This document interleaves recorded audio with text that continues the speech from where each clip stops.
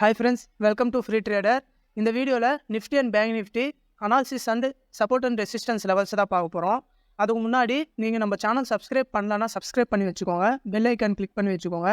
நம்ம அப்லோட் பண்ணுற வீடியோஸ் உங்களுக்கு நோட்டிஃபிகேஷனாக வந்து சேரும். நீங்களும் பார்த்து ஷேர் மார்க்கெட் நாலேஜ் கெயின் பண்ணிக்கலாம்.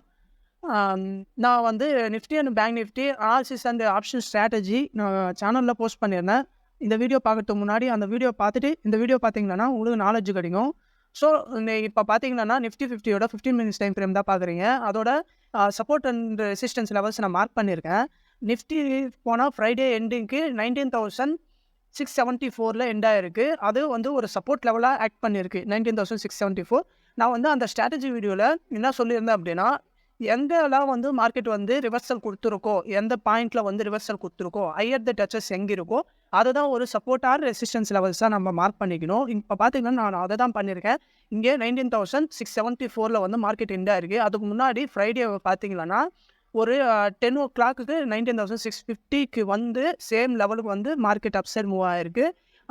அதே மாதிரி கொஞ்சம் ப்ரீவியஸ் டேட்டா பார்த்தீங்கன்னா அங்கே பிரேக் பண்ணி மேலே போயிருக்கு. இது வந்து நான் வந்து ஒரு லெவலாக எடுத்திருக்கேன்.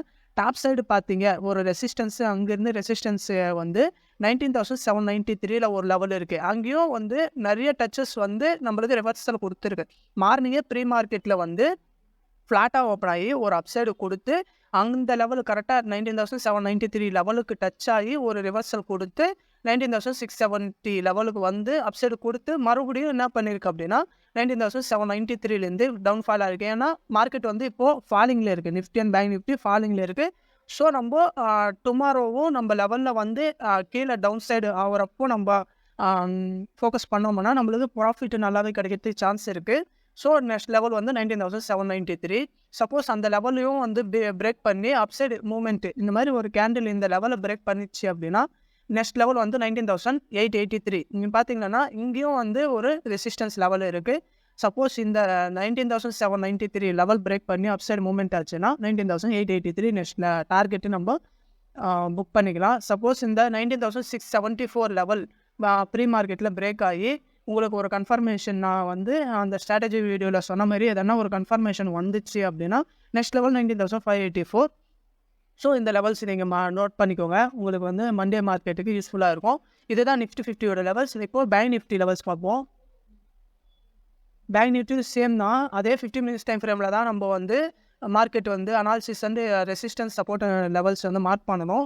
இந்த லெவல்ஸ் பார்த்தீங்கன்னா 44,612 நிஃப்டி எப்படி மூவ்மெண்ட் கொடுத்ததோ சேம் அதே தான் வந்து பேங்க் நிஃப்டியும் லெவல்ஸில் இருக்குது. 44,612 வந்து மார்க்கெட் எண்டாக இருக்குது. நெக்ஸ்ட்டு ரெசிஸ்டன்ஸ் லெவல்ஸ் பார்த்தீங்கன்னா 44,978 ஃப்ளாட்டாக ஓப்பன் ஆகி அப்சைட் மூவ்மெண்ட் ஆச்சுன்னா ரெசிஸ்டன்ஸ் லெவல் 4,978 44,978 அந்த லெவல் பிரேக் பண்ணிச்சுன்னா இந்த ஹை பிரேக் பண்ணிச்சு அப்படின்னா நெக்ஸ்ட் லெவல் வந்து 45,288 வரைக்கும் போகிறதுக்கு நிறையவே சான்சஸ் இருக்குது. இது பிரேக் பண்ணி மேலே போச்சுன்னா நெக்ஸ்ட் லெவல் இது தான். சப்போஸ் நம்மளுக்கு 44,612 சப்போர்ட் லெவல் பிரேக் பண்ணி ப்ரீ மார்க்கெட்டில் பிரேக் பண்ணி கீழே வந்ததுன்னா ஒரு ரீடெஸ்ட் எடுத்து நிறையவே டவுன்ஃபால் ஆகிறது சான்ஸ் இருக்குது. ஏன்னா நிஃப்டி அண்ட் பேங்க் நிஃப்டி டவுன்ஃபாலில் இருக்குது. 4 டேஸாக வந்து ஃபாலிங்கில் இருக்குது. சப்போஸ் இந்த ஹை பிரேக் பண்ணிச்சுன்னா அப்சைட் போகிறதுக்கு நிறையவே சான்ஸ் இருக்குது. ஸோ நீங்களும் அனாலிசிஸ் பண்ணி ட்ரேட் எடுங்க. இதுதான் fresh Nifty and bank Nifty levels. Thank you.